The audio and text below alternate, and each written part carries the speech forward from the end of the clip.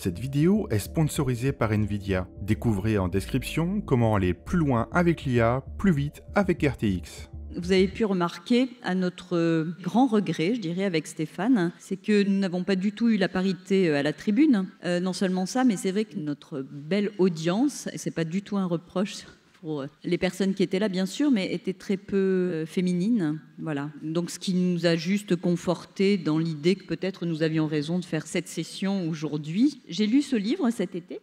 Donc, je ne sais pas si certains d'entre vous ici connaissent Alice Recoq. Ok. Voilà, qui est une pionnière notamment de l'IA en France, qui a fait ses études dans les années 50 et voilà, qui a longtemps travaillé chez IBM à l'époque, qui a été rédigée par Marion Carré, qui est journaliste mais qui fait partie aussi de plein de commissions sur l'IA, avec une préface de Michel Perrault, qui est une grande historienne.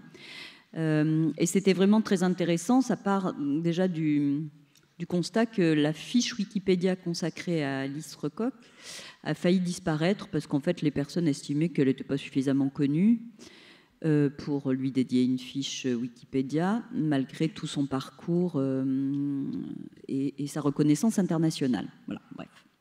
Mais si vous avez envie, allez le lire parce que c'est vraiment intéressant.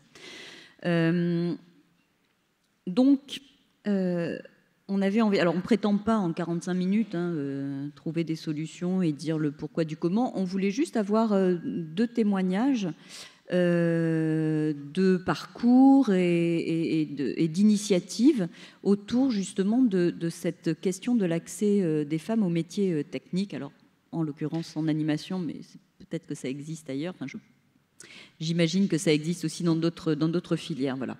Donc pour ça, alors on a demandé à Marion Poitvin, qui Bonjour. est juste là, qui est directrice technique chez Miam Animation actuellement et qui est déjà venue au moment où elle préparait donc le CQP dont a parlé Ségolène hier. Voilà. Et puis Lily Candalta. Alors moi je connaissais Tumo parce que en l'occurrence j'habite à Paris et j'avais vu au Forum des images qu'il y avait existé cette initiative, etc. Mais Lily viendra nous dire exactement de quoi il s'agit et comment Tumo trouve des solutions pour arriver justement à cette grande mixité et voir cette parité qui est un de vos objectifs, si je ne dis pas de bêtises. Voilà. Donc je te laisse la parole, Marion, si tu veux bien. Donc tu es intervenue en 2020 et depuis... Alors je veux bien savoir aussi un peu avant, qu'est-ce qui t'a donné envie de faire ce parcours et puis et depuis voilà, ton expérience professionnelle. Oui, carrément. Bonjour à toutes, bonjour à tous. Donc déjà, merci beaucoup pour l'invitation. Ça me fait très plaisir de pouvoir témoigner là-dessus. Je vais juste faire un disclaimer avant. Donc tout ce que je vais dire là maintenant, c'est mon opinion propre, bien sûr. Je pense qu'on a chacun... C'est à ce titre qu'on t'a demandé de venir, de toute Mais façon. du coup, Voilà. voilà, c'est très personnel et c'est vraiment mon ressenti personnel, ce que je vais évoquer là.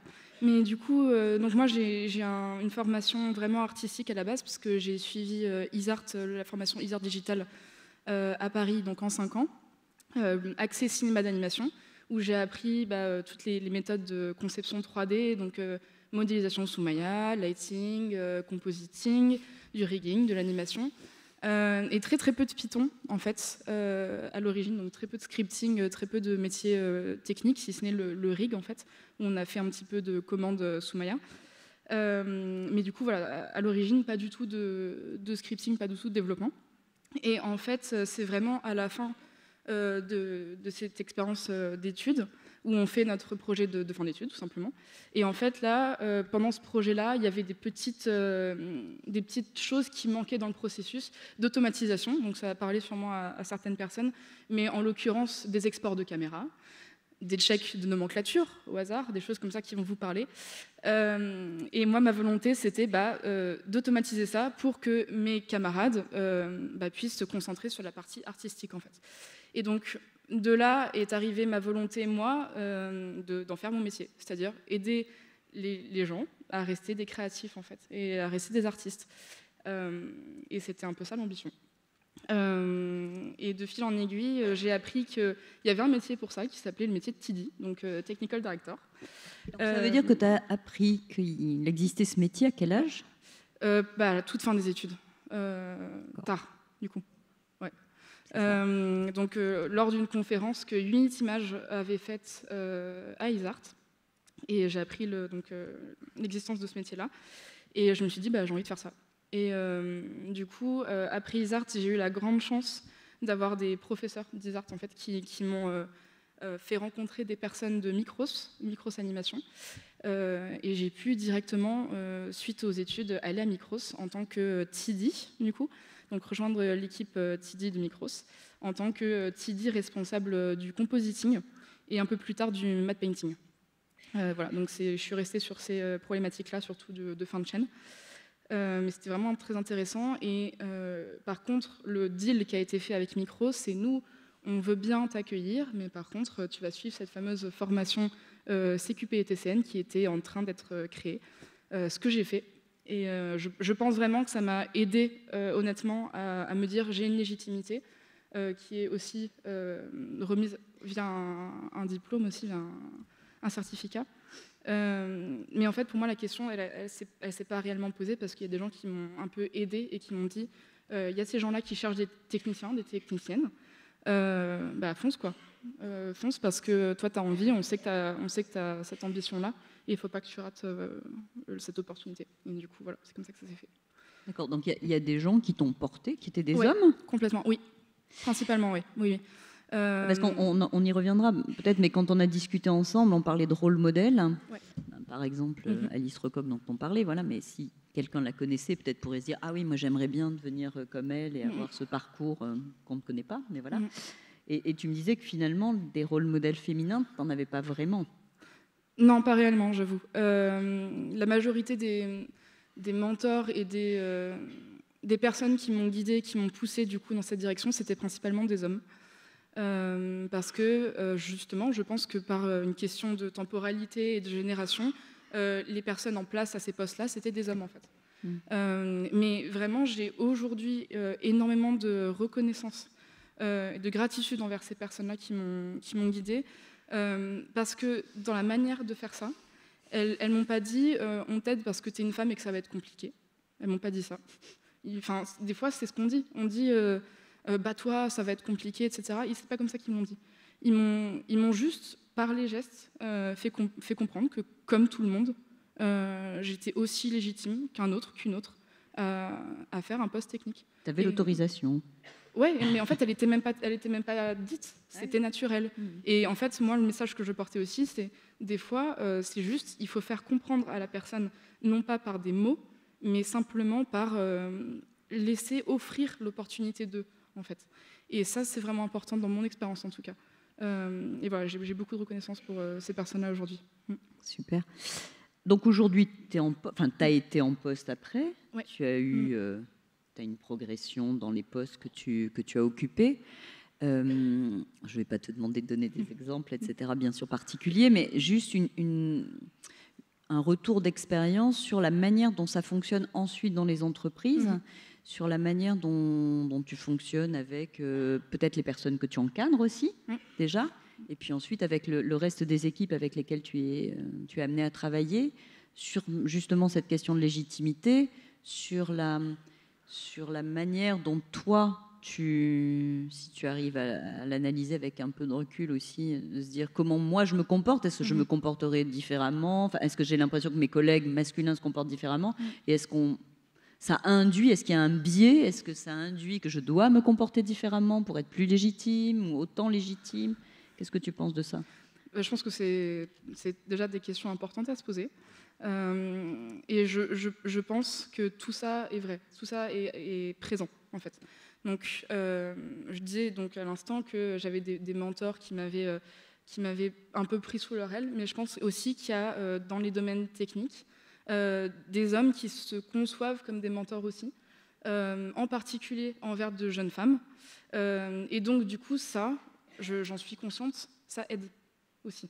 C'est un fait. C'est-à-dire qu'il y a vraiment des hommes qui vont venir, qui vont avoir envie de faire passer un message, qui ont envie d'être un peu dans cette relation de mentoring. Et je pense que ça, évidemment, ça m'a aidé moi.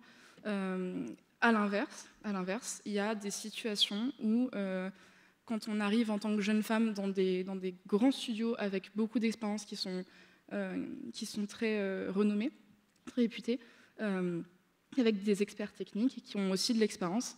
Quand on est petite TD qui a quelques années à peine d'expérience, c'est très dur. C'est-à-dire qu'il y a vraiment justement cette question de la légitimité, le fameux syndrome de l'imposteur, en fait, qui est vraiment là et qui va nous suivre, je pense, toute notre vie, honnêtement. J'en ai encore. Aujourd'hui, je suis lead développeur du coup à Miam Animation. Mais la question de la légitimité... Dans une équipe, je tiens à le dire, mais je pense qu'il y a Anna qui est par là, qui est très féminine. Complètement, ouais.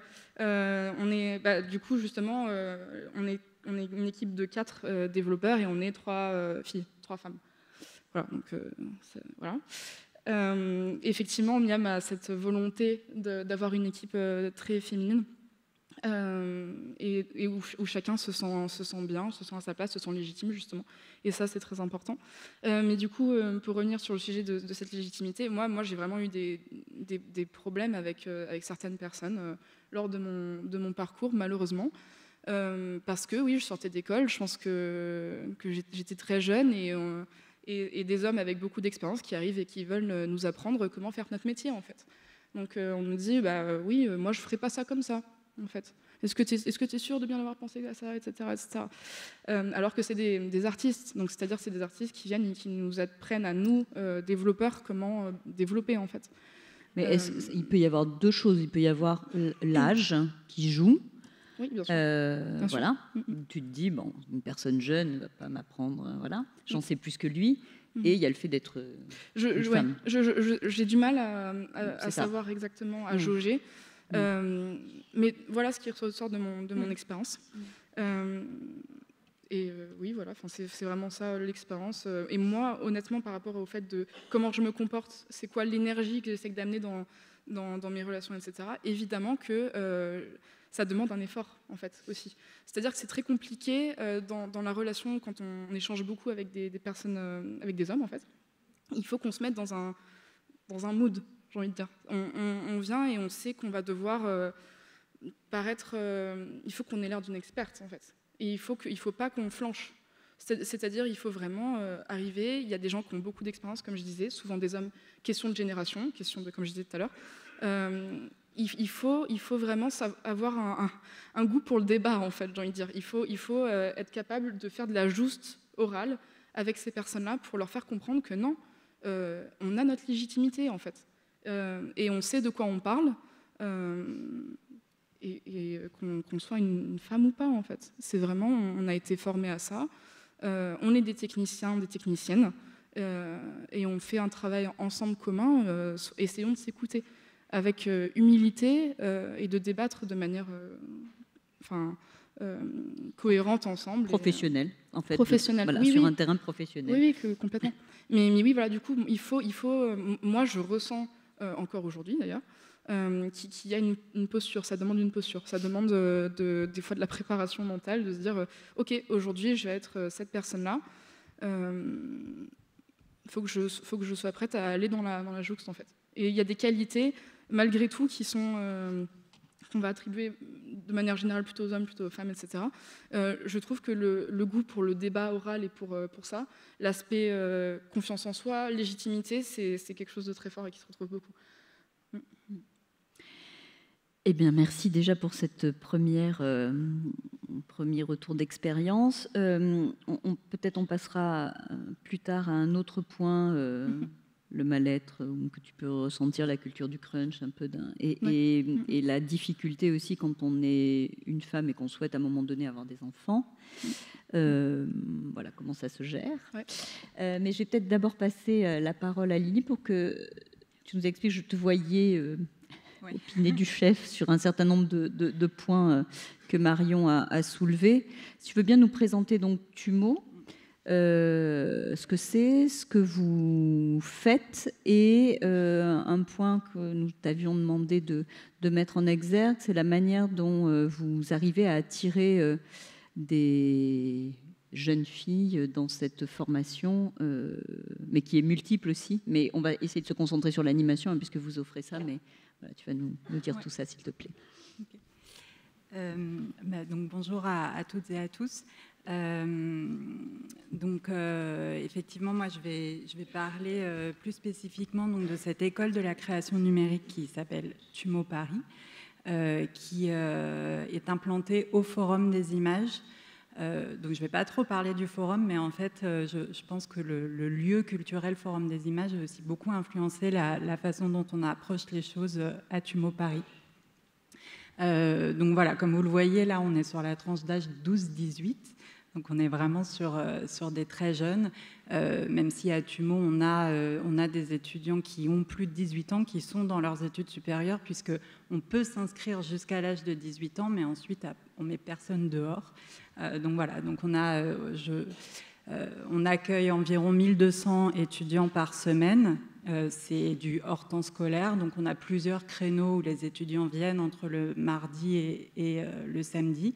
Et sur ces 1200 étudiants, il y en a, je crois, à peu près 100, 150 qui sont majeurs.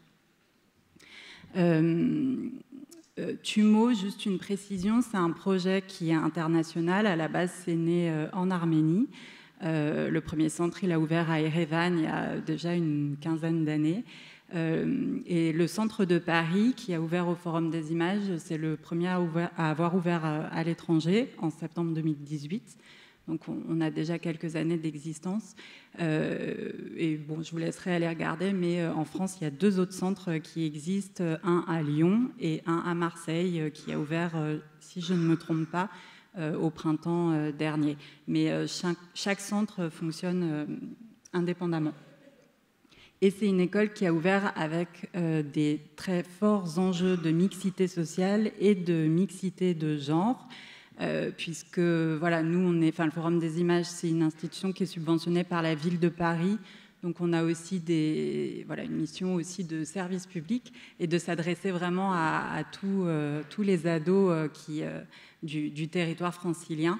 Donc on avait ces objectifs-là dès le début, dès l'ouverture. Donc ça propose des cursus de formation dans ces 8 disciplines. Je vais en reparler, je ne rentre pas tout de suite dans le détail, mais sans vouloir spoiler, je pense qu'il n'y aura pas de surprise quand vous verrez la répartition des filles et des garçons entre les différentes disciplines. Très rapidement, sur la façon dont se structure le cursus au sein de chaque discipline, en fait, TUMO, c'est un apprentissage qui fonctionne par niveau de 1 à 3 et qui alterne des phases d'auto-formation et des phases de ce qu'on appelle les labs. À TUMO, c'est des workshops. Voilà, donc l'étudiant, en fait, il navigue en fait, d'un format d'apprentissage à un autre, l'auto-formation permettant de débloquer l'accès au workshop après avoir validé un certain nombre de prérequis. Et je précise aussi que avant de commencer sa formation dans telle ou telle discipline, il y a une phase d'orientation. C'est-à-dire que les étudiants arrivent à TUMO, même s'ils ou elles peuvent avoir une idée très précise de la discipline qu'ils ont envie de suivre, ils sont tous obligés de passer par une phase d'orientation où ils vont tester des modules dans les différentes disciplines. Et ça, c'est très important, parce que c'est un moment aussi où ils vont tous pouvoir découvrir des choses qu'ils ne connaissaient pas forcément, et ça leur ouvre aussi un petit peu les possibles. Surtout que même quand ils sont en auto-formation, ils ne sont jamais complètement seuls. L'accompagnement humain est très, très important à TUMO. Et alors, j'y reviendrai, mais juste voilà, pour parler de cette équipe en particulier. Tous les étudiants donc, sont accompagnés par des animateurs, animatrices.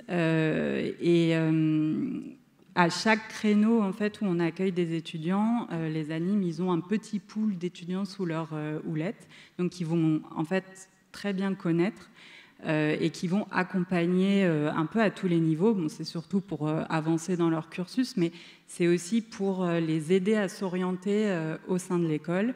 Et j'y reviendrai aussi après le bac. À TUMO, deuxième équipe très importante, c'est les intervenants professionnels auxquels on fait appel pour animer les workshops. Donc il y en a 2 par discipline, donc 16 au total. Et aussi bien pour les animes que pour les intervenants professionnels, le recrutement est fondamental. On assure la parité au sein de ces équipes. C'est aussi, alors on travaille la question du rôle modèle, on la travaille aussi sous d'autres aspects, mais évidemment les premières personnes importantes au sein de TUMO pour les étudiants, c'est les personnes qui vont transmettre les compétences et les connaissances.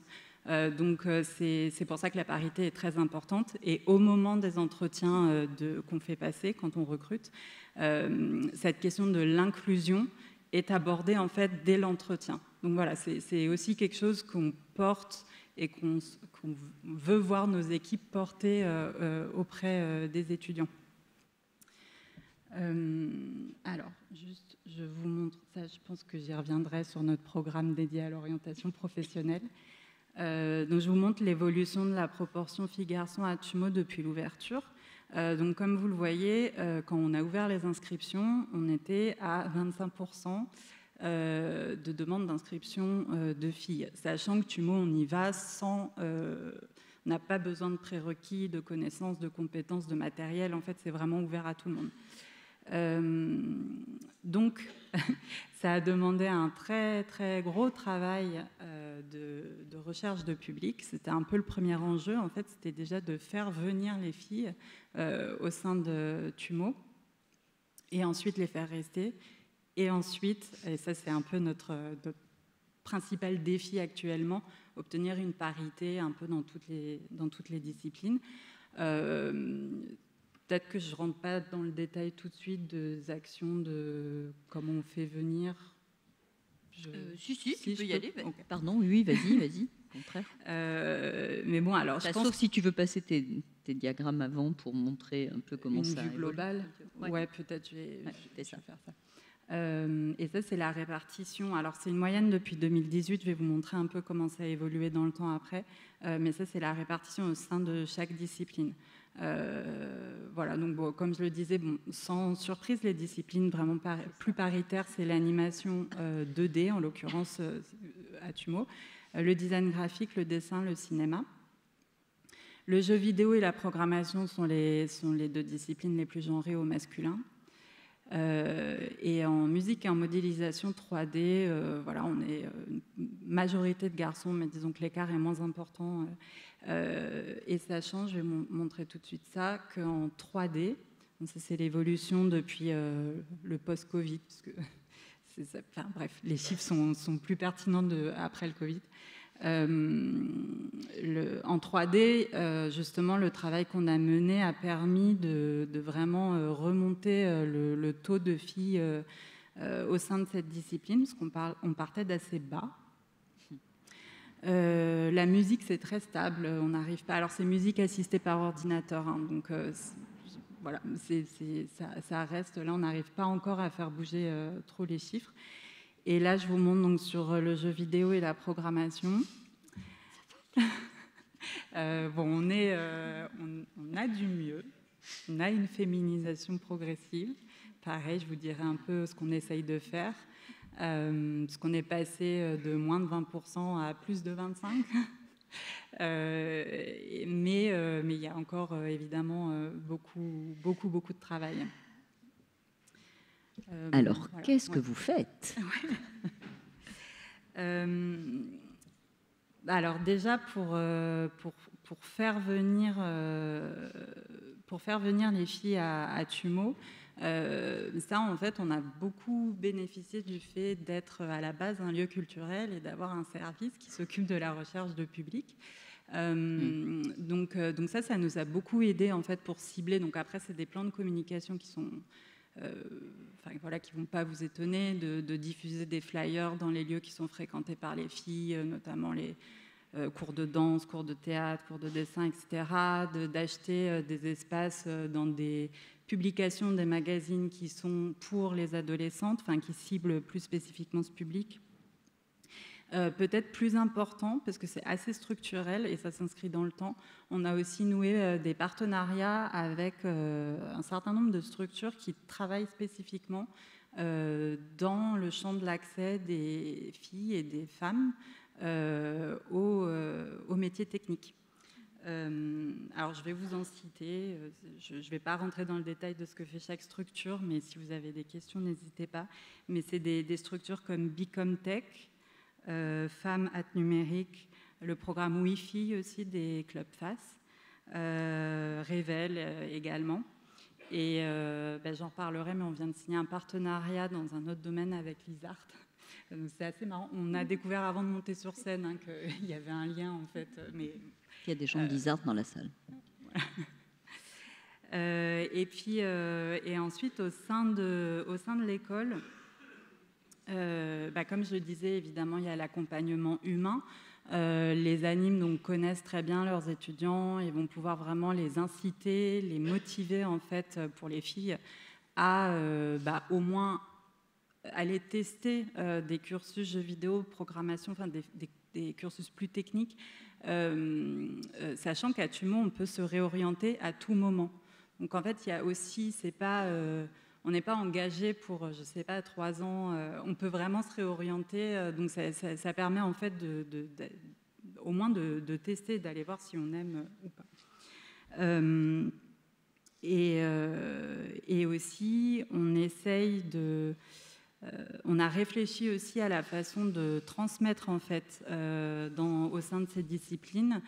En programmation, par exemple, voilà, tu as ouvert sur donc, Alice Recoq et son invisibilisation dans l'histoire. Voilà, on sait que les femmes sont très importantes dans l'histoire de l'informatique, notamment dans ses débuts. Moi, je trouve que ce qui s'est passé dans l'informatique, c'est un peu ce qui s'est passé aussi dans le montage au cinéma, c'est-à-dire que les femmes étaient très présentes au début, puis elles ont un petit peu disparu. Donc aussi, nous, notre rôle dans la façon, même si c'est des cursus qui sont très vraiment sur la formation, sur des logiciels, la réalisation de projets, etc., on essaye aussi de transmettre des connaissances, de remettre en contexte, en fait, l'histoire de ces disciplines aussi, et de valoriser une diversité de profils.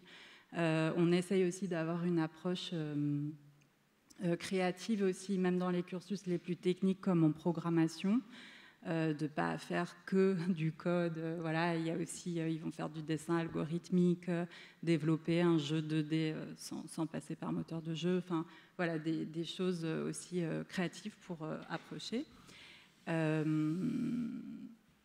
Et puis après, on peut aussi avoir des thématiques qui vont inviter à réfléchir aussi sur ces enjeux.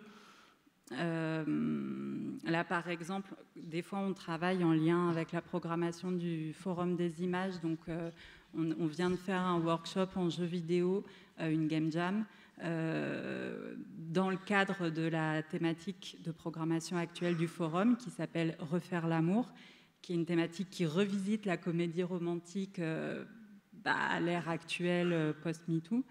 Et voilà, et on a fait une game jam sur cette thématique-là, où ils ont fait des dating sims, et c'était très drôle. Là, on voulait absolument la parité dans ce lab. Et on a aussi, pour l'instant, à une seule reprise, fait un lab jeu vidéo, aussi une game jam, en non-mixité choisie. Sur le thème des stéréotypes de genre. Donc les jeux devaient avoir ça comme thématique. Voilà, alors après, il y a beaucoup d'autres choses aussi dont je pourrais parler. Il y a la question de l'orientation professionnelle, mais peut-être ça, on aura l'occasion d'en reparler. Mais en tout cas, l'idée, c'est à la fois, donc une fois qu'on on fait venir ces filles à Tumo, c'est vraiment de construire un espace où elles se sentent bien, où elles ne vont pas se sentir chassées, parce que, en fait, par rapport à ce que tu disais aussi sur des environnements professionnels qui sont parfois un petit peu hostiles, on va dire, ou même si ce n'est pas du tout conscient, en fait, ça se reproduit à l'adolescence, ça peut tout à fait se reproduire, en fait, dans le cadre de workshops, quand il y a une fille sur 16 participants. C'est moins le cas, mais ça a pu être le cas au début en programmation, en jeux vidéo, des fois d'avoir une seule fille, quoi. Donc il faut quand même lui donner envie d'aller au bout.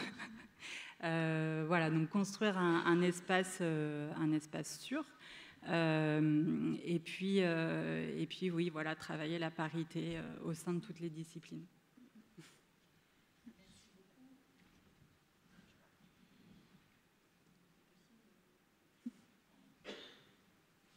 Merci beaucoup. Pardon. Mario, tu connaissais pas TUMO quand je t'ai... Pas du tout. Voilà. Non, mais c'est un plaisir de découvrir cette initiative. Ouais, je trouve que c'est... Il y a des choses qui sont amenées là dans ce que tu dis qui me parlent énormément. L'aspect construire avoir des animes du coup qui deviennent du coup des rôles modèles féminins. Mais en fait, pour moi, c'est pas rôle modèle féminin pour les femmes, c'est rôle modèle féminin pour les hommes que je trouve très intéressant aussi. C'est-à-dire que, à mon sens, pour que les hommes de base comprennent mieux comment nous on fonctionne dans nos groupes sociaux, comment on aime évoluer, etc. Eh ben, il faut qu'ils soient confrontés à ce que c'est une femme à des postes de management ou des postes d'autorité en fait. Et je pense que ça passe par là aussi. Je pense que ça passe par créer des relations d'autorité d'une femme avec un poste d'autorité et des hommes dessous qui apprennent à répondre aux demandes, aux attentes d'une personne autoritaire féminine. Ça, je pense que c'est très important. Et ça passe par la formation, ça passe par les écoles, ça passe par ce genre de choses. J'ai eu la chance d'être prof à Isart pendant un an, prof de Python. Et honnêtement, je pense que c'est par ça que ça passe vraiment. C'était pas forcément évident. Mais enfin, pas évident parce que j'étais encore jeune, je manquais un peu d'expérience, tout ça. Mais il y avait beaucoup de jeunes filles qui avaient envie, en fait, et qui étaient très talentueuses aussi. Évidemment, des hommes très talentueux aussi, c'est pas la question, mais beaucoup de personnes talentueuses. Mais l'idée, c'est vraiment d'arriver en tant que jeune femme dans cette école, de disposer des cours de Python et de montrer que, encore une fois, je sais de quoi je parle, en fait. Et construire, je pense, cette image des femmes en tant qu'expertes, en tant que personnes techniques, qui ne sont pas uniquement, comme très souvent on dit, dans le dessin, la création, c'est très bien. S'il y en a qui veulent faire ça, c'est parfait, c'est très important aussi. Mais il ne faut pas que ça reste là-dedans. L'image de ce qu'on fait d'une femme dans le domaine de l'animation doit changer, à mon sens. Il faut construire l'image d'une femme technique. Voilà. Et c'est normal. Et il faut que ça soit normal.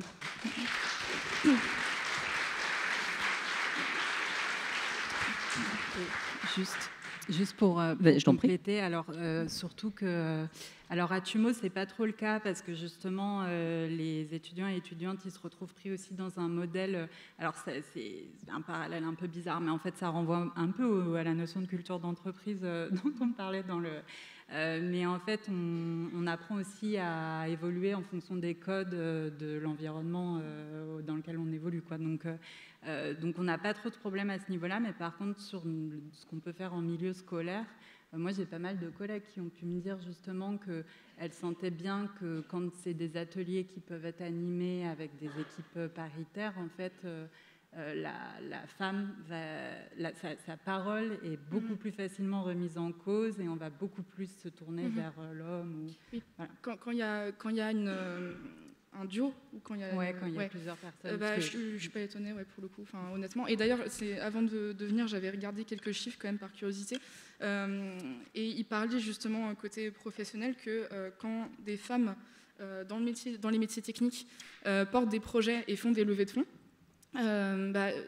les hommes, les projets qui sont portés par des hommes, c'est 1,6 fois plus de fonds, ils lèvent 1,6 fois plus de fonds que quand c'est des groupes de femmes. Et ce qui est très intéressant, je trouve aussi, c'est quand les femmes s'allient à des hommes pour porter des projets, c'est 3 à 4 fois plus que si elles étaient toutes seules, en fait. Donc c'est-à-dire que le garant masculin, le syndrome du garant masculin est encore très présent, encore très fort. Et c'est pour ça que moi je dis, il faut vraiment changer, encore une fois, cette image de la femme technique. Est-ce qu'ils sont capables de porter des projets et des problématiques techniques à terme, comme n'importe qui d'autre. Et je voulais revenir sur autre chose par rapport au Game Jam aussi, que je trouve vraiment être des super initiatives. Parce que justement, ça permet de mettre des étudiants, des étudiantes ensemble, de travailler ensemble sur des projets et de créer des groupes de travail. Le fait que ce soit de la parité choisie, enfin de la mixité choisie, je trouve ça important, évidemment. parce que ça confronte très tôt à ces problématiques-là d'échange et un peu dans des problématiques qui sont marrantes, c'est fun et tout, mais en même temps, on est sur du projet. Et je trouve que c'est vraiment des initiatives très chouettes. Oui, et puis en plus, quand on travaille en groupe, on doit aussi, parce que donc, sur les game jams de TUMO, donc on est sur des petits groupes de 4-5 personnes à peu près. Et quand on est en parité, du coup, forcément, on va avoir des équipes où il y a des garçons et des filles. Et ça va jusqu'à la... Enfin, ça se clôt toujours par une séance où ils vont venir présenter les jeux. Et en fait, voilà, il y a, au sein de chaque petit groupe, à chaque fois, il y a des rapports de force qui se créent. C'est normal, c'est partout pareil.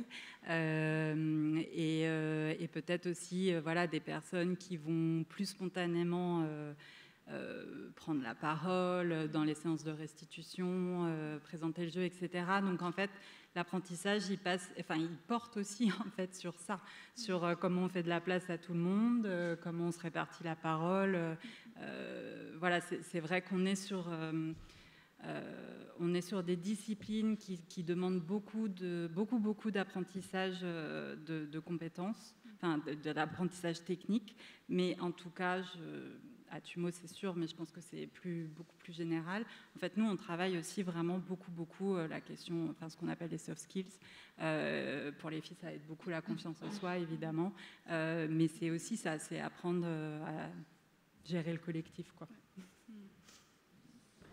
Merci beaucoup. Peut-être qu'il y a des remarques, des questions dans la salle pour vous deux. Merci infiniment, franchement. Merci beaucoup. Merci.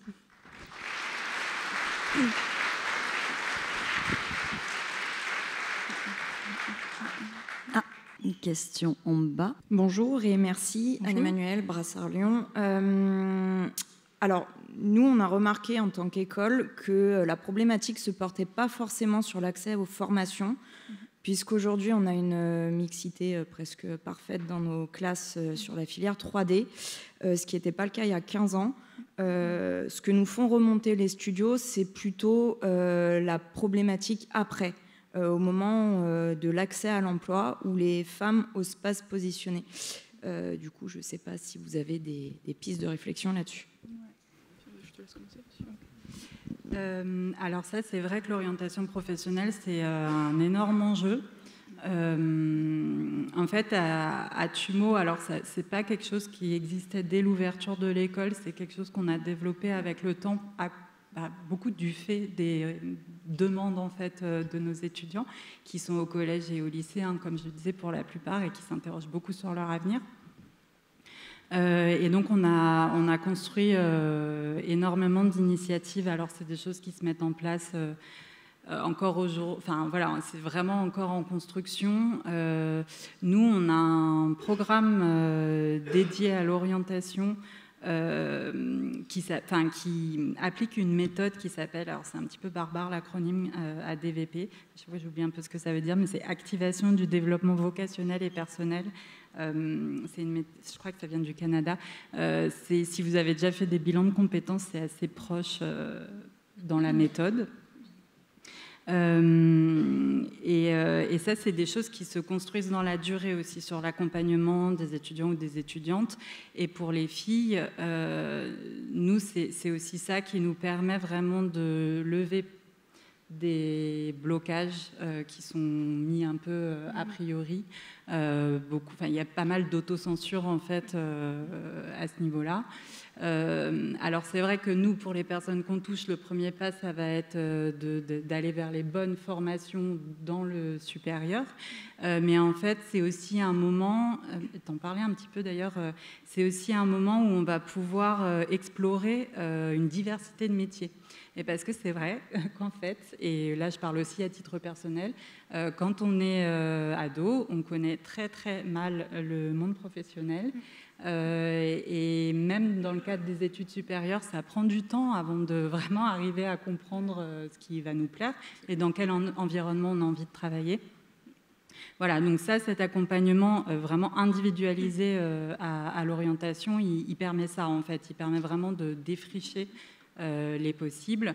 Et ensuite aussi, ce qu'on commence à construire, c'est des passerelles avec le supérieur. Dont je disais qu'on vient de signer un partenariat avec l'ISART qui a plusieurs volets, mais il y en a un, c'est vraiment sur la question de l'accès des filles aux métiers techniques. Donc voilà, donc qui passe par des stages, par l'alternance. Et aussi, de l'alternance, et puis aussi, on va accueillir des anciennes étudiantes de l'ISART, parce qu'on organise aussi pour Atumo ce qu'on appelle des rencontres inspirantes.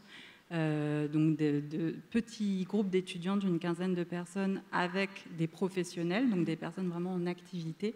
Et dans le cadre de ce partenariat avec l'ISART, on accueillera des anciennes étudiantes, donc peut-être que tu viendras. Avec plaisir. Voilà.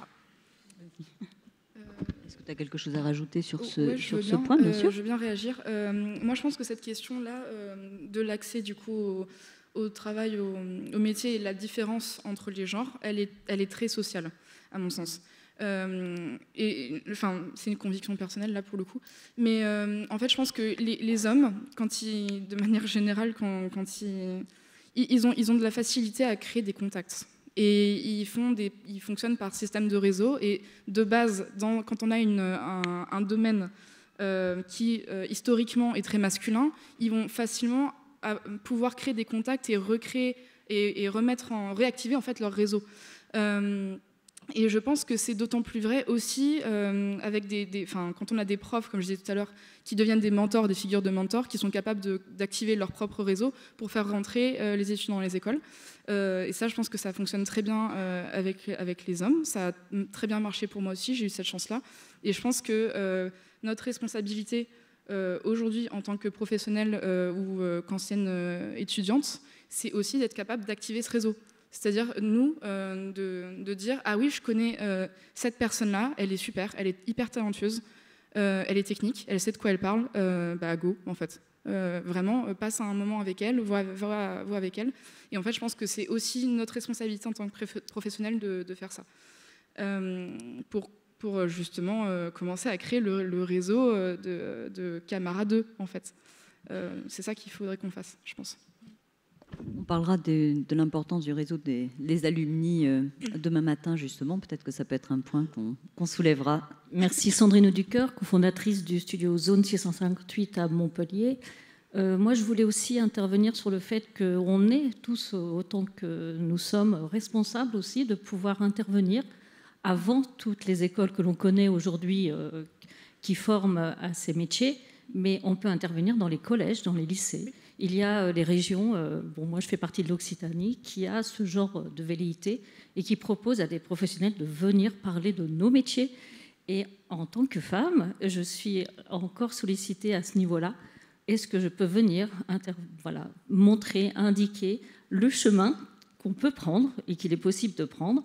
Et là, le 13 décembre, par exemple, j'interviens dans un collège.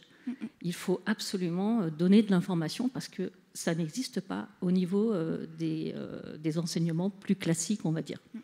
Donc c'est à nous aussi de faire cette démarche et de se positionner, de se proposer pour donner un peu la direction. Complètement. Et tout est possible.